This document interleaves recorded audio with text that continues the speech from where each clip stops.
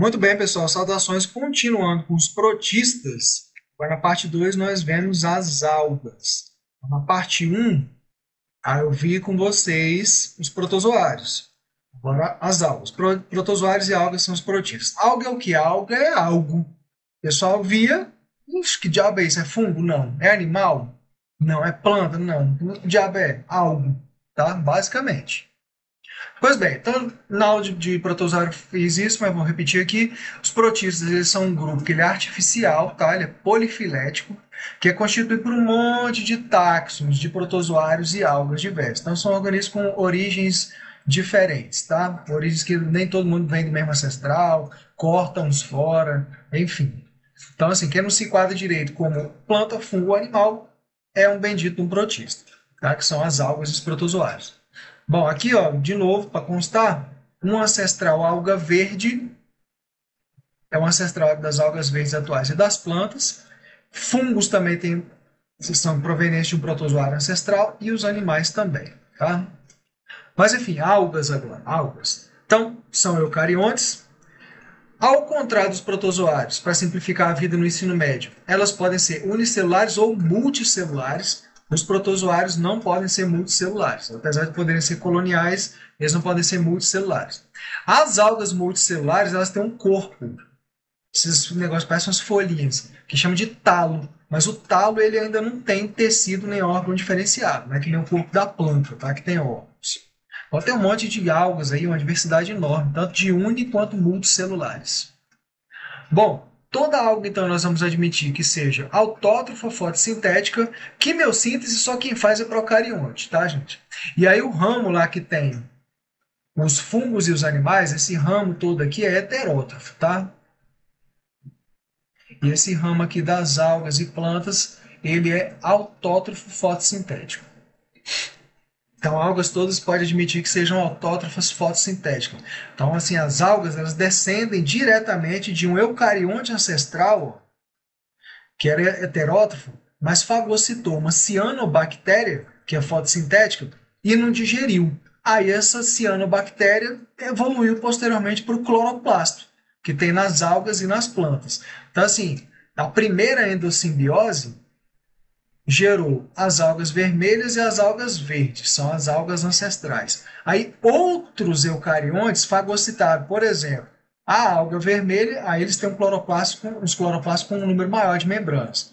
Ou as algas verdes, são eventos de endossimbiose secundárias. E aí foram gerando outros grupos também, tá? Que tem um monte de grupos de algas. Pois bem, sobre reprodução, eu não gosto muito de ficar falando desse assunto, reprodução é porque é muito diverso, muito. Mas enfim, vou dar só uma ideia geral aqui, porque tem um negócio que ajuda para a matéria de plantas quando você for estudar. Então a reprodução pode ser assexuada ou sexuada. Tá tudo bem? Assexuada. Detectou-se possíveis adversidades sexuadas, tá? Para misturar os genomas e aumentar a variabilidade genética. Então, assim, de exemplo de reprodução assexuada, tem essa daqui, ó, a divisão binária, que é a forma padrão dos organismos unicelulares se reproduzirem, né? Tem essa fragmentação do talo, ó, desgruda um pedacinho da alga, dependendo de onde ele cair, ele gera uma nova alga. Às vezes é porque um peixe passou, mordeu e jogou o pedaço fora, né? Uma coisa assim. E a sexuada tem conjugações, e essa daqui que é super importante, porque é o tipo de reprodução e ciclo de vida das plantas, apesar de que a alga não é planta, tá? Que é a alternância de gerações. Isso aqui é importantíssimo. Então, pera aí. Vamos ver aqui primeiro, então, essa alternância de gerações. Vamos simplificar com essa alga verde que é chamada uva, que é a alface do mar. Então, nesse ciclo aqui de alternância de gerações, gente, o que acontece é o seguinte: tem um indivíduo adulto que é diploide, tá? 2N, tem dois conjuntos de cromossomos lá no núcleo das células, um conjunto veio do pai, outro veio da mãe, digamos assim, tá? Então, essa alga é o chamado esporófito. Usa uma nomenclatura de plantas, tá? Apesar de que a alga não é planta. Essa é a planta que produz esporos. Mas não é planta, é alga, né? Então, por meiose ou divisão reducional, parece um R muitas vezes assim, esses esporófitos vão produzir os esporos, aqui no caso chama de zoósporos, que são células haploides, só tem um conjunto de cromossomos no núcleo. Esses zoósporos eles se desenvolvem, né, passam por várias mitoses, aí se desenvolve cada um em um gametófito. Gametófito é a planta adulta haploide. No caso aqui da uva, tem gametófito masculino e gametófito feminino. Tá? Cada um vai produzir gameta masculino e gameta feminino. Mas são as plantas adultas haploides. Então tem uma planta adulta diploide que se alterna com a planta adulta haploide. Então, gametófito, a planta entre aspas, né, que produz gametas, vai produzir gametas, tá? Gametas masculinos e femininos que vão se unir, ó, numa fertilização e vão gerar um zigoto, que é diploide. Aí o zigoto se desenvolve em um esporófito novo. Então fica alternando, esporófito, gametófito, esporófito, gametófito. Esporófito produz esporos por meiose, que se desenvolvem em gametófitos, que produzem gametas por mitose, que se unem na fertilização e geram um novo esporófito. Esse ciclo de vida é importantíssimo você decorar, tá? E entender, lógico, porque é o ciclo de vida das plantas. Então isso aqui vai ajudar muito você na matéria de plantas, tá? Muito mesmo. Mas tem outras formas de reprodução sexuada também. Então aqui, por exemplo, eu botei aqui essa alga aqui, Chlamydomonas. Você vê, nessa alga ela faz as duas modalidades, assexuada e sexuada. Os indivíduos adultos, digamos assim, são unicelares, né? Mas eles são haploides. A reprodução assexuada deles é se dividir, tá? Gerar mais células haploides. Agora, pode ser, né, dependendo das condições do ambiente, que essas células se unam, essas N com N, para formar um zigósporo, um zigoto, que aí é diploide. Aí esse zigósporo, por meiose, produz novamente células haploides. Tá? Então é um modo de reprodução sexuada. Seguindo a mesma lógica, tem também essa conjugação. Então você vê, tem mais uma conjugação aqui. Tem nas bactérias, tem nos protozoários, tem essa daqui também. Essa conjugação aqui nessa alga Spirogyra, tá? Que são um monte de algas assim coladinhas uma na outra, um monte de células. O que acontece? Elas se juntam, esses filamentos dessas algas, aí uma alga é como se, tipo assim, elas são haploides, tá?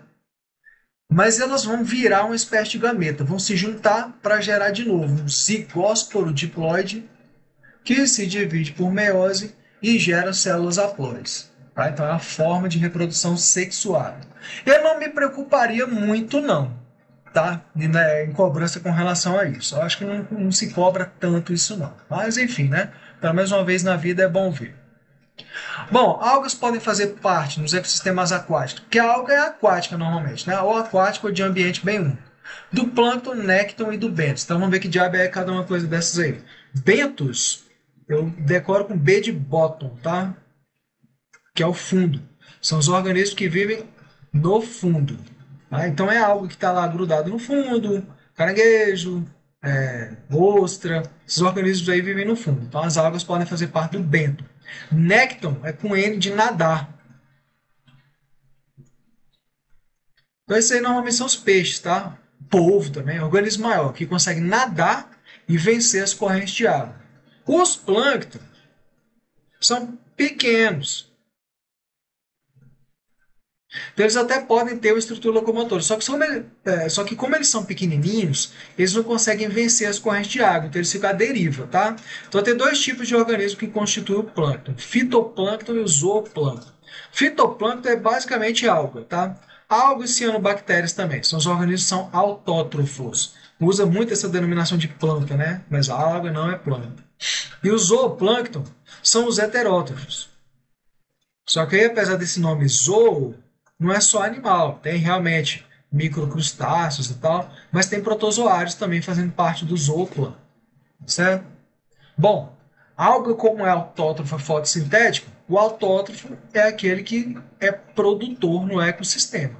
No caso, produtor de quê? O primeiro nível trófico, né?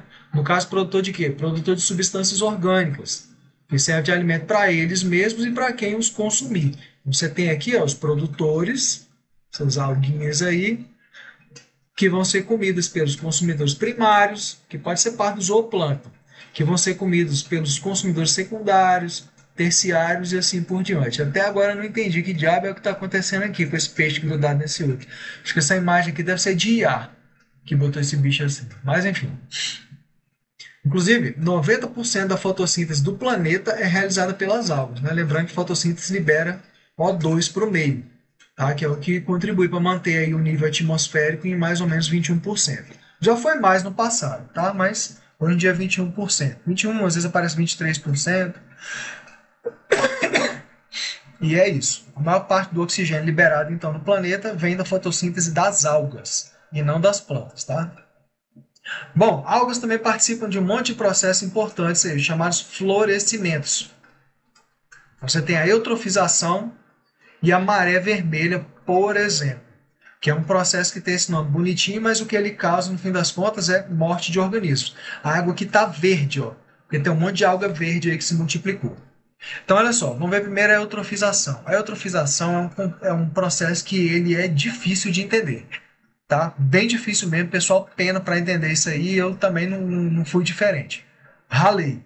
Então, assim, a eutrofização é basicamente o seguinte, ele é um processo que ele começa, a causa primordial é um aumento da entrada de nutrientes no ambiente, um afluxo de nutrientes. Tá? Entra compostos nitrogenados e fosfatados, sulfatos, nitratos, fosfatos, que esses compostos aí normalmente eles são limitantes. Tá? Só não se multiplica mais algo nesses ambientes porque não tem mais desses compostos aí. Mas, por exemplo, por atividade industrial ou esgoto ou alguma coisa assim começar a entrar muito desses nutrientes, aí as algas vão se multiplicar muito. Não é só isso, tá? Pode ser também ou aumento da entrada de nutrientes, ou então também você pode botar aí como aumento da temperatura. Também pode causar eutrofização. Mas a causa mais comum é esse afluxo de nutrientes aí que entra no meio. Então entra aqui no meio, ó. Um monte de nitrogênio, fósforo, sulfatos e tal. Aqui no caso ele tá botando a culpa como escoamento de fertilizantes de atividade agrícola. Então entra um monte no ambiente. Entrando esse monte de nutrientes, o que acontece? As algas elas vão se multiplicar e vão se multiplicar muito. Muita multiplicação de alga. Parece bom, né? Porque as algas liberam oxigênio. Então oxigênio na água, olha que beleza, ó. O2, O2. Bom pra caramba, produz muito. Então se produz muito, tem muita produção desses produtores, quem come eles também vai se multiplicar. Então, entrando um monte de nutrientes, né, no ambiente, ou essas algas se multiplicando também por aumento de temperatura, todo mundo vai se multiplicar. As algas e os consumidores também. Então, a maior galera vai se multiplicando. Só que aí tem um problema. Tá? O problema é o seguinte: com um monte de organismos se multiplicando, vai ter também muito mais organismos para morrer e para deixar restos. Tipo assim, você vai ter multiplicação de peixe, além de ter mais corpos de peixe, vai ter também mais fezes de peixe. Então o que acontece? Aumenta a quantidade de restos. Não é só das algas, não, tá? É de todo mundo. Aumenta a quantidade de restos dos organismos lá no ambiente. Então isso aí, esses restos, é comida para quem? Para os decompositores. Aqui ele está botando só bactérias, tá? Mas essas bactérias estão no ambiente aeróbico. Então são bactérias aeróbicas. Aí tu pensa, bactéria bem pequenininha. Quem que você acha que se multiplica mais rápido? Bactéria ou alga? Alga é pequeno, mas é maior que bactéria. Então bactéria se multiplica bem mais rápido. E o que acontece é que essas bactérias vão se multiplicar muito e elas vão consumir o oxigênio que está sendo produzido pelas algas. Tá? Inclusive, o que acontece? Forma-se uma camada de algas tão espessa lá na superfície das águas que a luz nem passa. Então fica escuro aqui embaixo. Então essas algas aqui do fundo nem conseguem fazer fotossíntese. E como tem esse monte de bactérias se multiplicando e decompositores aeróbicos se multiplicando, eles vão consumir o oxigênio. Então esse que é o fator chave. Diminui a quantidade de oxigênio na água. Se diminui a quantidade de oxigênio, forma zonas hipóxicas, tá? Sem oxigênio com muito pouco, que causa a morte de organismos aeróbicos. Então olha só o que está escrito na figura. Peixes e outros organismos eles vão sufocar devido à falta de oxigênio. Então, assim, a eutrofização é um processo que ele é complicado de entender, porque as algas vão se multiplicando e vão produzindo muito oxigênio. Mas, no fim das contas, os peixes e outros organismos vão morrer por falta de oxigênio. Tá? Porque as algas, de novo, as algas se multiplicam muito, multiplicam-se todos os organismos da cadeia alimentar, das teias alimentares, aí vai gerar muitos restos de organismos, vai aumentar muito a decomposição. Então, esses monte de bactérias decompositores, que são aeróbicas aqui no caso, elas vão consumir o oxigênio da água aqui embaixo todinho. Então gera zonas hipóxicas e os peixes vão morrer. Tá? Não é só peixe, não. Outros organismos também, invertebrados também vão morrer por falta de oxigênio. Então, é um processo que ele parece contraintuitivo. Tá? Se você não entendeu, volta o vídeo. Porque realmente esse troço, e lê aqui na descrição, porque realmente esse processo ele não é fácil de entender mesmo, não. Tá? Mas existe e acontece. Muito parecido com a eutrofização, ou até às vezes considerado um tipo de eutrofização, é a maré vermelha. Mas aqui no caso, quem causa, então assim, é muito parecido com o início da eutrofização. Mas quem vai causar mais comumente esse processo são algas desse grupo aqui, que são as dinoflageladas, que tem uma cor meio avermelhada. Então elas se multiplicam muito, a água fica vermelha. Nesse caso aqui, ó, são algas verdes. Aí no caso da maré vermelha, como está aqui na figurinha, ó, fica bem vermelho. O detalhe sobre essas algas é o seguinte, elas liberam toxinas, tá? Então se elas se multiplicam muito, o que acontece? Ou por causa de aumento do afluxo de nutrientes, a gente perdia a bolinha aqui. Ou por causa do aumento do afluxo de nutrientes, ou aumento de temperatura das águas, enfim. Se elas se multiplicam muito, elas também vão liberar muitas toxinas no meio. Então, liberando essas toxinas no meio, essas caveirinhas aqui, os peixes e outros organismos aquáticos vão morrer por causa das toxinas. Não precisa nem correr o processo inteiro no sentido de gerar zonas hipóxicas nem nada. Tá? Então as toxinas é que vão matar. Inclusive, aí, se você comer um peixe morto e que concentrou essas toxinas aí, vai ter uns problemas sérios, tá? Os probleminhas complicados. Esse processo acontece de vez em quando em praias aqui no Brasil. Tá? E a pessoa que está andando perto da praia lá, onde está tendo esse fenômeno, ela sente a pele irritada, o olho irritado, para respirar também sente irritado. Assim, são toxinas meio bravas, tá? Bom, continuando com esse negócio de importância das algas, elas formam associações simbióticas com outros organismos, é bom saber, tá? Então, líquens, que são algas verdes com fungos, tá aqui, ó. O Doc tá perdendo essa bolinha. Isso aqui você vê muito em tronco de árvore, né? Essas manchas mais ou menos cinzas, esverdeadas, são os líquens. Então, associação de alga com fungo. A alga é produtora, produz substâncias orgânicas para o fungo, e o fungo, em tese, fornece para a alga um ambiente estável, úmido e protegido e tal. Muita gente não considera isso uma simbiose, muita gente considera isso como um fungo parasitando a alga, tá? Outras parecidas, zooxantelas e zooclorelas. Zooxantelas são de algas dinoflageladas, essa que você acabou de ver, da maré vermelha, tá? Com corais ou até outros animais protozoários, tá aqui, por exemplo. E zooclorelas, a mesma lógica, só que é alga verde, associada com corais ou outros animais, aqui no caso com quinidário, uma hidra, tá? Então podem formar associações simbióticas e ajudar e ser ajudadas por outros organismos. Outro fenômeno de importância que algas estão envolvidas é o embranquecimento dos corais, muito cobrado nos Enems e tudo mais. Também tem a ver com algas dinoflageladas. Então, como a gente viu aqui agora, essas algas elas formam associações simbióticas com os corais.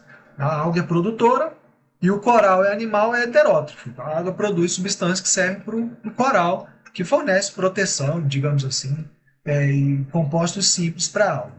O negócio é o seguinte, a causa mais comum é o aumento da temperatura, tá, das águas oceânicas. Pode também ser causado por afluxo de nutrientes e tal, mas a causa mais comum é o aumento da temperatura. Então o que acontece é o seguinte, quando aumenta a temperatura, o que se acredita é que as algas começam a produzir toxinas lá no coral, lá dentro do coral, e aí o coral expulsa a água. O coral, ele é um organismo que tem um esqueleto calcário. Então, quando ele expulsa a água, ele fica branco. Tá? Perde a água, que tem pigmento fotossintético, né? Então ele fica branco. Só que junto quando ele expulsa a água não, né? A alga, ele fica mais vulnerável. Certo? Fica bem mais vulnerável. Então pode morrer com mais facilidade. E aí, assim, né? Raciocina aí. Coral é importante para os ambientes aquáticos? É muito. São ecossistemas muito importantes. Tu já viu aí em vários desenhos, tipo Nemo, coral vive um monte de organismos e tudo mais. Então, assim, se eles se tornam mais vulneráveis, vão morrendo, ocorre morte e perda de diversidade.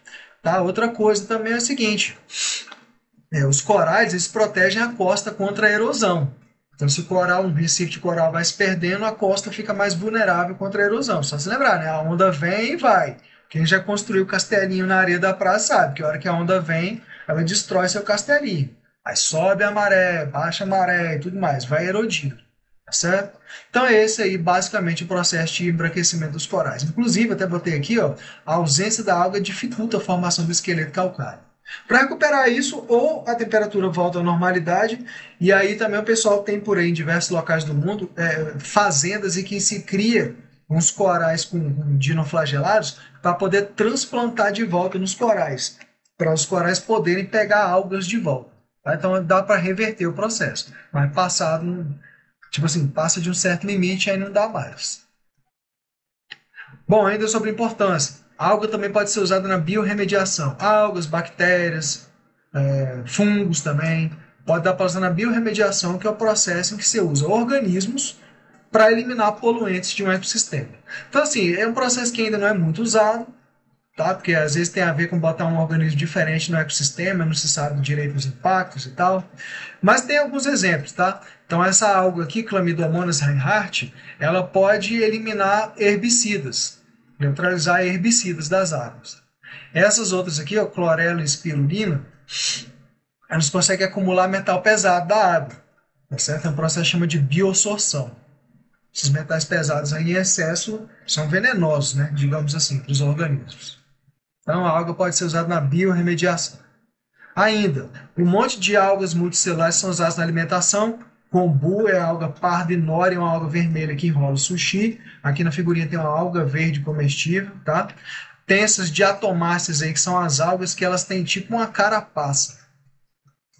É uma alga unicelular, mas ela vive dentro de uma carapaçazinha, uma caixinha de dióxido de silício. Aí essas algas morrem, vão se depositando no fundo essas carapaças aí. Pode ser usado para produzir até tijolo, filtro, produto de polimento, um monte de coisa.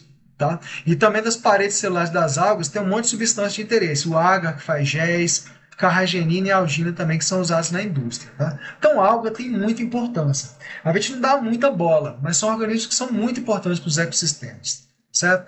Nessa tabelinha, eu botei um resumo geral da classificação das algas e de algumas coisas importantes sobre elas. Então tem, por exemplo, algas verdes, clorófitas, são os prováveis ancestrais das plantas, tem espécies comestíveis, forma associações simbióticas, né, os líquens e zooplorelas, da parede se tira esses ulvanos aí, que usa como espessante em indústria. Espessante é tipo esses negócios que vamos supor, a diferença do picolé para o sorvete, né? Que o sorvete é cremoso. Então se usa espessante para isso.